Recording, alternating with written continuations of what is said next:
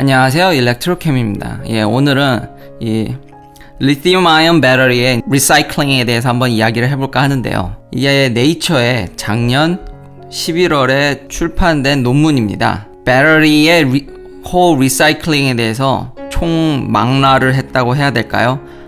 근데 참 시작에 앞서 저는 미국에 온 지 10년이 훌쩍 넘어버렸고요. 그리고 직장을 다니고 있고 아침에는 이제 회의에 들어가서 영어로 열심히 떠들다가 밤에는 이렇게 유튜브로 한글로 이야기하다 보니까요. 사실 제 영어 발음이 썩 그렇게 좋은 편은 아닙니다. 영어도 안 되고 한국어도 안 되고 저는 아무래도 이공계 쪽이다 보니까 사실 이쪽 분야에서는 그냥 의미 전달만 되면 됐지 직장에서 딱히 발음이라든지 이런 걸 신경 쓰지는 않으니까요.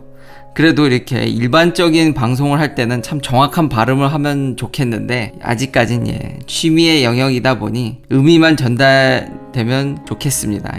발음은 이상하더라도 너그러이 봐주시고 제가 전달하려는 의미만 정확히 전달됐으면 좋겠습니다. 이 논문은 네이처죠. 굉장히 유명한 하이 임팩트 저널이죠. 굉장히 유명한 논문인데요. 지금 여기서 이야기하는 거는 이 배터리가 엔드 오브 라이프에 도달한 배터리를 이야기하는 겁니다. 그러니까 용량이 적당히 이제 줄면 아무래도 자동차나 이런 데서는 좀 쓰기가 힘들겠죠. 그래도 여전히 이제 좀 쓸 수 있을 경우는 그 폐 배터리? 그거를 가져다가 이제 다른 용도로도 쓰기도 하는데요. 이 논문에 좀 더 초점을 맞춘 거는 완전히 그냥 끝장난 배터리입니다.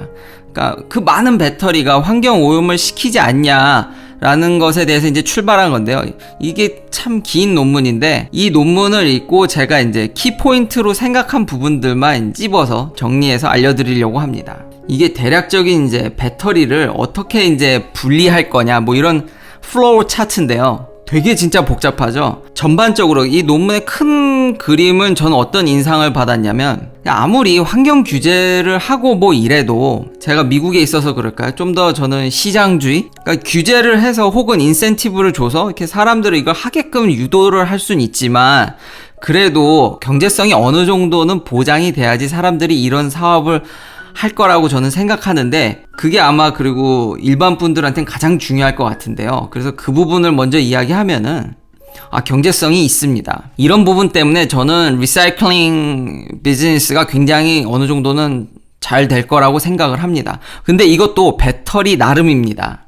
그러니까 예를 들면 닛산 리프의 배터리를 까보면 그러니까 통상적으로 그러니까 이거는 그냥 에버리지입니다. 그러니까 평균적으로 배터리 가격이 한 6,500불에서 거의 한 8,500불? 그때 말씀드렸죠. 이제 테슬라 같은 경우는 약 한 차량 가격의 한 30% 정도가 그냥 배터리 가격입니다. 근데 이 배터리를 닛산 리프 같이 좀 이 비싼 물질들 여러분도 잘 아시지 않습니까? 니켈, 코발트 이런 것들은 진짜 비싸지 않습니까? 근데 이런 게 안 들어간 배터리면은 이거를 이렇게 힘들게 어떻게 해가지고 분리해봤자 400불도 얻기가 건지기 힘든 반면 NMC는 이건 완전 금광입니다. 금광. 까면 4,000불까지도 뽑아낼 수 있답니다. 그러니까 대략 이 동등한 범위 안에서 그러니까 배터리가 한 8,000불, 9,000불 한다 그래도 그거를 다시 재사용해서 이런 물질들을 익스트랙션 하면은 4,000불까지도 뽑아낼 수 있다는 겁니다. 이러면 굉장히 사업성이 높은 거 아닙니까? 이거는 지금 재활용입니다. 재활용. 사업자는 이거 버려진 걸 가져다가 이건 초기 가격이 이거 버려진 걸 가져다가 내가 어떻게 잘 분리하면 4,000불까지도 뽑아낼 수 있다니 모티베이션에 입각해서 당연히 이거는 어느 정도 이제 사업성이 있다라고 보여집니다. 그러면 배터리를 리사이클링 하는데 가장 큰 장벽은 뭘까요? 역시 이것도 아마 다른 시각으로 제가 한번 많이 말씀드렸던 것 같은데 예를 들면 이제 고속 충전이 이렇게 보급이 잘 안 되냐 왜 테슬라가 슈퍼차저를 쉽게 깔 수 있는지 그거는 다 자기 배터리 팩, 셀 이 기준이 다 통합되어 있기 때문입니다. 그러니까 여기서도 리사이클링 하는데 이게 좀 골치가 아픕니다. 왜냐하면 회사마다 배터리가 다 달라요.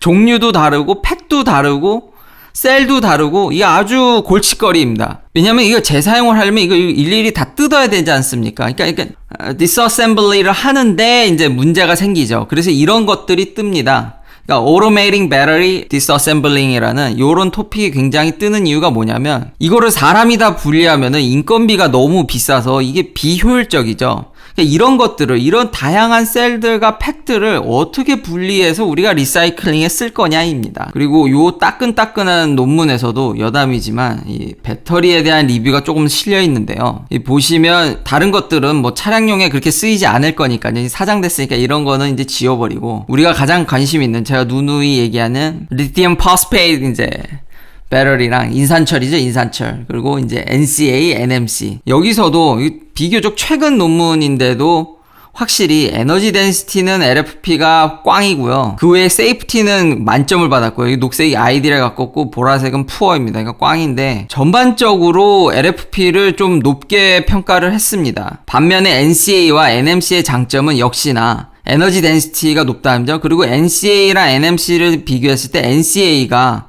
좀 더 유리한 것 같이 이야기를 하고 있습니다. 그렇다고 해서 NMC가 불리하냐? 그건 아닙니다. 여기서 그래서 코멘트를 달아놨죠. 그러니까 NMC는 이렇게 다양한 조성을 가져갈 수 있고, 그러니까 이 시장 가격에 따라서 얼마든지 플렉시블하게 대응할 수 있다는 것과, 이런 걸 연구하다 보면 궁극적으로는 아예 코발트를 안 넣고 NM 배터리를 지금 생각하기도 하고 있거든요. 뭐 그런 것도 가능하기 때문에 다양한 선택지가 있다라는 점이 있기 때문에 이렇게 부가 설명을 조금 달아놨죠. 그렇지만 에너지 덴시티를 포기하면 여러모로 커스트나 퍼포먼스, 라이프 스팬 같은 것도 LFP가 많이 유리한 것을 알 수 있습니다. 그러면 이 논문 막 중국 사람들이 이거 적은 논문 아니야 라고 하지만 지금 이 어서 리스트에 보면은 중국 사람이 단 한 명도 없습니다. 이 논문은 영국과 이제 미국의 시카고 알곤 이제 내셔널 랩에서 서로 컬래버레이션해서 만든 페이퍼 논문입니다. 좀 객관성이 있다라고 보여집니다. 그러니까 최근에 평가한 것도 요렇다라는 점. 그리고 이 플로우 차트로 다시 돌아와서 보면은 여기 파이로 메탈러지가 있는데요. 그러니까 이거 다 복잡하고 이 배터리를 이렇게 세세하게 까면 좋지만 아무래도 아직까지는 풀 어로메이션 프로세스가 개발되어 있지 않습니다. 그러니까 사람이 어느 정도 개입해야 되니까 나 그딴 거 모르겠어. 그냥 고열 고압에 그냥 다 때려놓고 그냥 부시고 그냥 정제해서 요것만 빼낼래. 여기 보면 핵심 물질들이 있죠. 특히 어차피 비싼 금속들은 니켈 코발트만 빼도 꽤 돈값을 하니까 난 모르겠어. 한 방에 이렇게 한 방에 가는 회사가 유미코라는 벨지움에 있는 회사네요. 반면에 이제 리트리브라고 해서 미국 회사는 이거를 이렇게 다 분해하려는 이유는 여기 보면 각각 진짜 에노드, 캐소드 물질도 따로 분리하고 심지어 포일도 분리하고 이렇게 다 이렇게 분리하려는 이유는 배터리 공장들이 미국에 많기 때문에 이런 그냥 순물질보다는 이렇게 각각 물질들을 분해해서 공장에 다시 재공급하면은 더 값어치를 받을 수 있기 때문에 이런 프로세스를 개발하는 것 같습니다. 그러니까 각 회사와 그 각 나라 상황에 따라서 이 루트가 이렇게 다른데요. 이 많은 분리 방법을 이제 이렇게 표로 비교해 놓은 게 있습니다. 당연히 다이렉트 리사이클링이 제일 좋습니다. 다 좋죠. 여기 보면은 뭐 웨이스트 제너레이션, 에너지 유스 뭐 다각도로 이렇게 평가를 해놨는데요. 당연히 이 녹색이 제일 좋은 건데 거의 다 좋습니다. 다.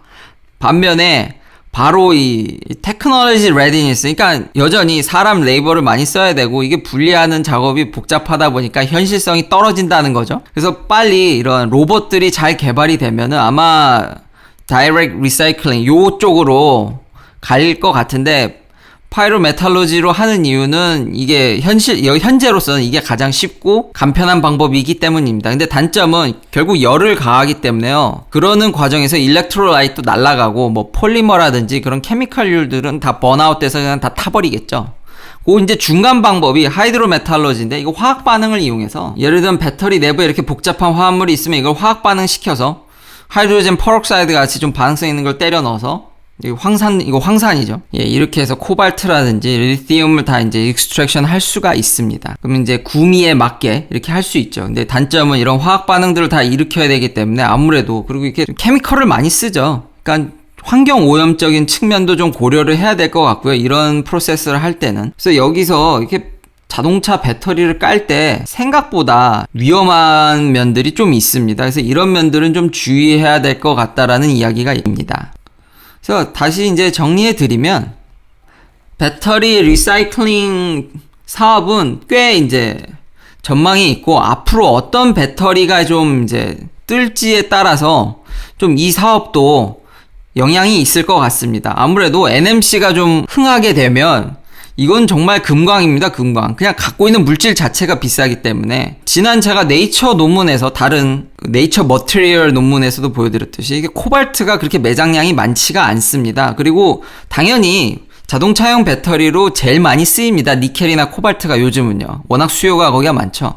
그래도 절반 정도는 다른 용도로 특히 코발트 같은 경우는 굉장히 다방면으로 쓰이고 있기 때문에요. 이거는 가격이 내려가기가 지금 이제 리저브라고 하죠. 그러니까 매장량이 더 이제 보여지지 않는 한은 여전히 전문가들 입장들은 좀 가격이 여전히 이거는 뛸 여지가 있기 때문에요. 이 리사이클링 사업이 꽤 전망이 있어 보입니다. 시청해주셔서 감사합니다. 구독, 좋아요 부탁드립니다. 내일도 테슬라 관련 이야기들로 찾아뵙겠습니다.